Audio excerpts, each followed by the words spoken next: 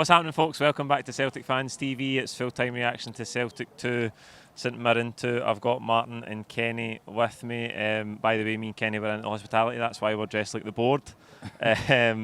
Martin, strange game. I thought we'd have got a bit of reaction. Back to a stronger team for last week, but Iwata in at centre-half over Kobayashi.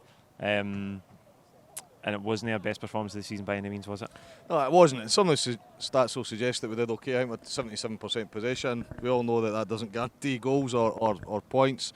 But St Mirren, particularly with Curtis Main, I thought he was really impressive against us in one of the games away from home as well. He's a big unit, a big strong lad. He's a bit like Bobo Baldy, He's really well built. I thought he bossed us today at times. He had got 2 goals and could have scored 3, possibly 4. Hit the post, didn't he? Hit the post. I thought he had a great chance here. He was clean through and just had to put it in the corner. St Mirren, I thought, deservedly ahead at half time. In the second half, I did feel that the equaliser was coming, and it came quite late. And even with that 5 minutes added time, we weren't playing well enough to get that winner. So, a disappointing performance over the course of 90 minutes. I think it was interesting to see Ange go back to what probably was his best 11 from those that were available today, but that best 11 weren't good enough, and it does cause a little bit of concern. I do think over the course of the last couple of weeks it allows us to do a couple of things. Look at players who are fringe players and see if we think they're good enough to help us get through the rest of the season. Try players in different positions. There was a bit of that going on today, as you say, Paul. Yeah. But also see where our weaknesses are. Identify where our weaknesses are and work on those in training. And what we won't be doing going into the final is going in complacent, because we've fallen short the last couple of weeks. So hopefully it will focus our attention on not going in there with the wrong attitude, not going into the final with the wrong attitude. Other than that, there's not a lot of positives to take from today, I would say. Yeah, absolutely, Kenny. Iwata comes in at centre half. First of all, do you think that's a bit of a blow for Kobayashi in terms of Ange trying to send him a bit of a message? And what do you think the impact was? I think we looked so nervy at the back all afternoon, didn't we?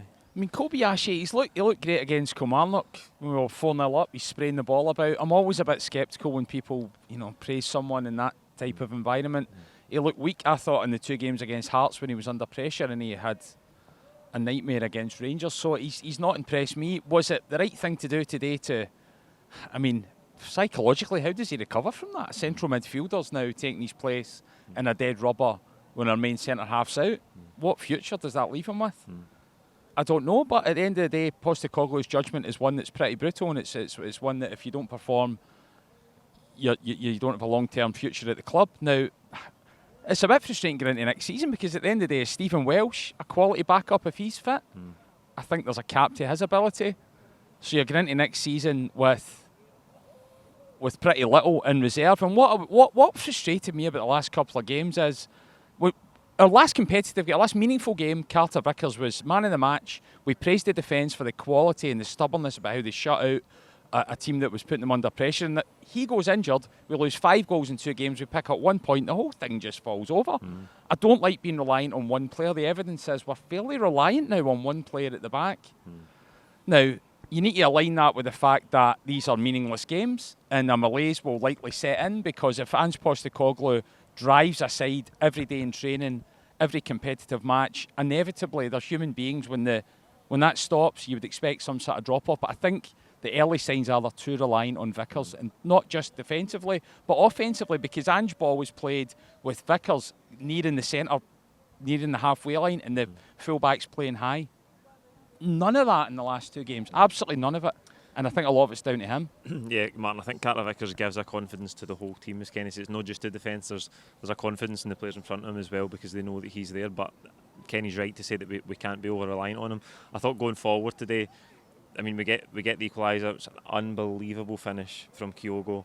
But I thought in the first half we didn't get in those positions enough, and even in the attacking play there just wasn't that usual zip and pace about it.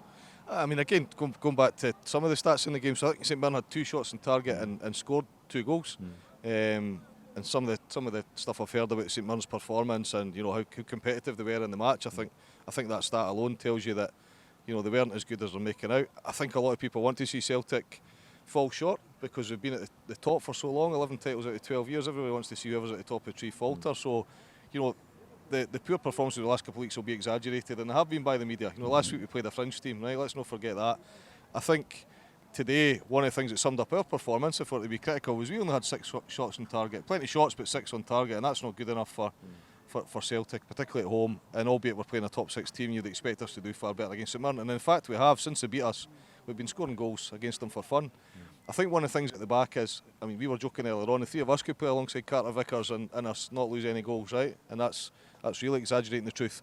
But we're missing another defender as well. We're missing two, aren't we? So, Johnson, yeah. you know, arguably is Johnson our second best defender? I would say he is. I'd say he's better than Taylor. People, it'd be an interesting debate. A lot of people would favour Taylor, but I think you're missing your best two defenders. And regardless of what team you are, Barcelona, Real Madrid, Man City, if you take out your best two defenders in the team, then you're going to be weaker, aren't you? But it is frustrating that we're leaking goals. I do think there's a bit of apathy. I think, you know, the guys, rightly so, have let their guard down a wee bit. They've been celebrating, they've been playing at such an intensity that they go into that. And it's not a must-win game. It's a, we would like to win this. We'd like to break some records, but we don't need to win.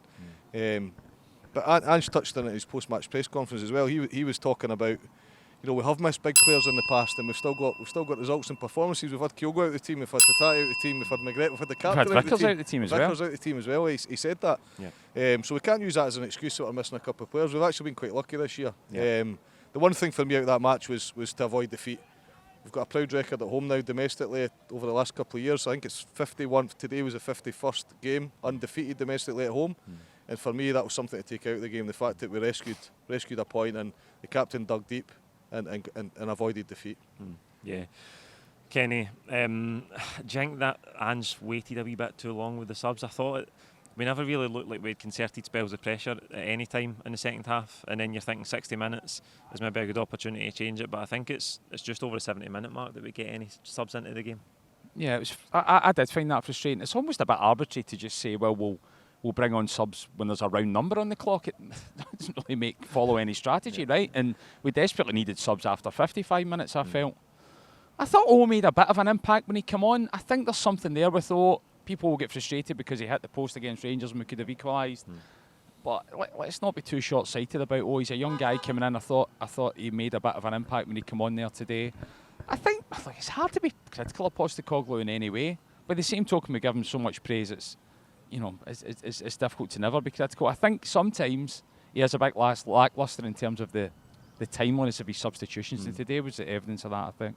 Yeah. Martin, I thought that the only real time we got a bit of intensity in the second half was after McGregor's goal. It was another good goal, by the way. You could see we were right behind it. You could see exactly what he was just using the defender as a guide to find that far corner, a great strike. And then we looked like we had that wee bit of intensity for 5 minutes because the goal gives you a boost.